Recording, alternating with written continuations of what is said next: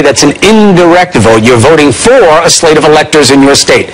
Today is the day that those electors will confirm the outcome of the election, was that Donald Trump won the Electoral College. 538 members of that college are going to meet to officially cast their ballots. They do it in your home state. Everybody's in their own states. Remember, you need 270 to win the presidency, and now today we'll see. However, one Texas elector came out publicly and said, I'm not going to cast my vote for Donald Trump. He has faced major backlash ever since. CNN's Kyung La spoke with him. She's live in Austin. There's a lot of intrigue around today. The outcome is probably foregone, but this guy's paying a price for his faithlessness. A very heavy price, and let's remember why, because he is the only Republican elector in the country who has publicly said that he'll flip, that he won't vote for Donald Trump. 37 of them, those Republican electors, are needed to flip in order to send it to the House of Representatives. You say it's a foregone conclusion. They say it might be possible, but what it has meant for this man, innumerable death threats against him, his wife, and his children. He will be taking that vote today. He'll be doing so with security. The threats keep coming to Christopher Supran, from raping his wife and daughters with a knife before killing him, to warnings on social media, to messages on his cell phone. You better get your straight. We coming after you. People have put out my home address, they put out my home phone number. We're now in a place where, oh, you're not going to vote the way I want? I'm going to kill you. All because Supran is a Republican Texas elector in the Electoral College. He's a so-called faithless elector. The conservative, lifelong Republican will not vote for Donald Trump, even though the GOP easily won Texas. Why not vote for Donald Trump? I mean, isn't that what you're supposed to do? If I'm a rubber stamp, that's exactly what I'm supposed to do. This is unfortunately the first time I think we've needed to use it as a nation, but it's time to pull the brake. He claims that goal of stopping Trump has made him the target of a smear campaign. Supran says he was a Dale City, Virginia volunteer paramedic at the Pentagon on 9/11. He says Trump supporters are alleging he was never there, a claim he calls outrageous. The Dale City Fire Department says Supran was a volunteer member from 2000 to 2002, but can't find a record of where he was on 9/11. These electors are charged with constitutional responsibility. The electoral vote is something we usually never pay attention to. But 2016 has been anything but usual. Bottom line, he hasn't won yet. The only vote that matters when it comes to president has not happened yet. Brett Chiafalo, Democratic Washington State elector, formed the Hamilton Electors the day after the election, now trying to urge Electoral College members across the country to block Trump from 270 votes. For that to happen, 37 Republican electors must flip. Supran is the first Republican to publicly flip, but Chiafalo says he's heard from others. We believe that there's a large group of people who are staying silent out of fear, or maybe because they haven't made a final decision. But we do believe there's dozens of Republican electors who are seriously considering not voting for Donald Trump. The tellers will announce the votes. But even if that remote possibility happens, the House of Representatives, controlled by Republicans, elects the president. He's still going to win. He's still going to win. So isn't this all pointless then? Not if you're trying to vote your conscience, not if you're trying to do the right thing and bring up the issue. I've been hoping he would become the president we all want him to be. He keeps proving me wrong. As Supran arrives here at the Texas State Capitol in several hours, he will be greeted by protesters, those protesters urging the other electors here in Texas and in other state capitals, Chris and Allison, to vote against Trump.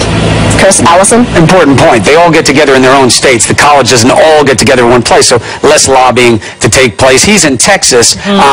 I don't think that's one of the 28 states where you have to vote the party's outcome, so he has a little bit more leeway. But the idea that today changes anything, very, very remote. Let's discuss the Electoral College vote and the future issues facing President-elect Trump with CNN senior political commentator David Axelrod. You see what happening today? Well, I think Donald Trump will get the electoral votes that he needs. I don't think very many electors are going to switch. Because I listen to that poor guy and I'm thinking, boy, this was an honorific position really until now, and this guy's getting death threats for changing his position. Look, Alexander Hamilton conceived of the Electoral College and the Founding Fathers as a buffer against democracy run amok, as a safeguard against someone who was unsuited for the office to take the office, but it's never been used in the history of our republic. There have been a few electors who have not voted for the candidate who won their states, but that's been very rare. To have it happen now, despite the fact that Hillary Clinton won the popular vote and all that swirling around with Russia and so on, I believe would split the country apart in a really destructive way, and it would set this mad cycle in which every election the Electoral College vote would be in question. So I think it probably should end up the way it's going to end up today. I mean, but you're saying that you think that they should fall in line, but what about Supron there, who says, I have to vote my conscience. I can't live with myself if I won't. We don't know that there's more than he. It feels that way, though. You heard the Democratic electors say, we've heard there are dozens of Republican electors who feel that way, but we don't have any evidence. Even if they got it down from 270, it still goes to the House of Representatives. Right. So they're not the final buffer. Right, but part of voting your conscience is thinking about what that vote might mean for the country. And look, I have some grave reservations about Donald Trump. I have real concerns about some of the things that happened in that election. But thinking about what this country would be like if there was an attempt to actually overturn the result would be, to me, very, very destructive. And so, yes, I understand and I respect that gentleman for voting his conscience, but I do think part of that conscience vote has to be the impact on the country. Right. Let's talk about conscience for a second. The Electoral College stuff is intriguing on an intellectual level. If you really care about this, go Google James Madison and his arguments about what our election should be. Hamilton gets all the credit, but look up Madison because he had just as much to say about it. So let me ask you about this in terms of conscience acts. The conscience is what feeds into the ethical standard about conflicts of interest. It's not as much about the law as it is about ethics and conscience. You have been tweeting and thinking a lot about this. What do you believe is incumbent upon the next president of the United States to do in terms of conflicts of interest? Well, we had this big debate during the campaign about the candidates releasing their tax returns, and it's kind of an ephemeral debate in some ways until it becomes real. Now we have this issue of Russia and its role in the election and whether they tried to tilt the election to Donald Trump. And you have, alongside that, reports, and there was another in USA Today this weekend, about his business dealings in Russia, which apparently are extensive, including financing of some of his projects, if this report is true. We don't know if that's the case. We have no idea what his financial questions, which is why presidents for the last 4 decades have released their tax returns so people understood exactly what their finances were and where their conflicts might be. The fact that Donald Trump refuses to do that, and I don't think we're ever going to see his tax returns, is deeply disturbing. He's got global entanglements. We know that. Dealings all over the world, and we don't know where his financing comes from, what his obligations and entanglements are, to make judgments as to whether he is making decisions on the basis of the national interest or his own pecuniary interest. So, David, and that's very disturbing. I mean, but David, you've heard the Trump campaign, Trump team, sowing of doubt that the Russians were behind the hacking. They don't believe it, and we just had Vladimir Posner, veteran Russian journalist, on, who said the CIA should prove it. We're not just going to take them at their word. They should produce the evidence. Does the CIA ever produce evidence to show exactly how they connect the dots?